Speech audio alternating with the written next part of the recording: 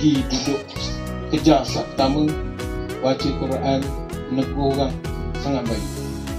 Ni insan pertama. Kita tak nak jadi orang yang datang masjid dengan sesuatu.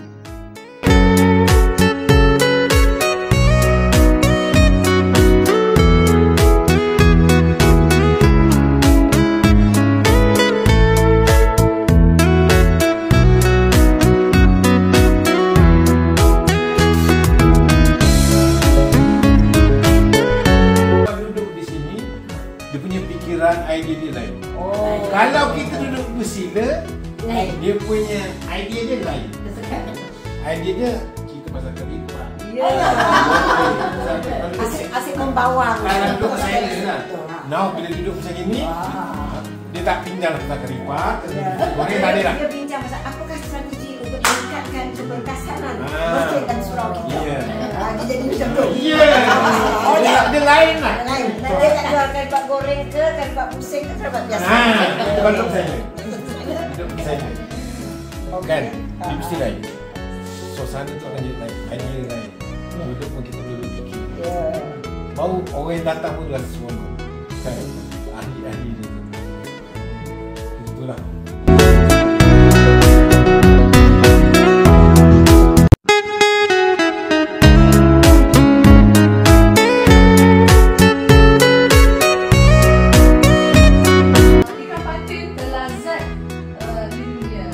Salam silaturahim, sembah mulia, komunikasi permai pembuka bicara. Untuklah tadi dah mulia tadi untuk baca kata tadi dah mulia. Ustaz punya ni blam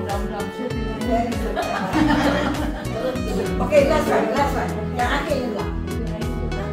Terima kasih Ustaz semua membuka pintu seluas lautan untuk kami.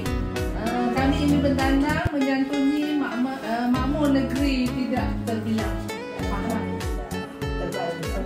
Terima kasih sekali nak diucapkan kepada pengurusan Masjid Nurul Hidayah yang telah ramai di kalangan kami rasanya tak pernah duduk di bilik seindah ini. Tapi kita tempat-tempat tak kita biasa berbincang. Tapi ada rakan-rakan saya ni yang tak pernah masuk bilik seindah ini. Penuh-penuh rasa nak bermusyawarah ni. Kita beramal seolah kita sedang mengadakan musyawarah bagaimana untuk meningkatkan prestasi surau kita. Amin kan? Terima kasih banyak semua. Kami ada agenda untuk Tapi jangan banyak sangat melontarnya. Tinggalkan sikit orang di sini. Tengah masuk dalam surau dan masuk tak ada. Tu Haji, naik jambatan lagi tu. Jambatan lagi? Jambatan sana lagi. Yes,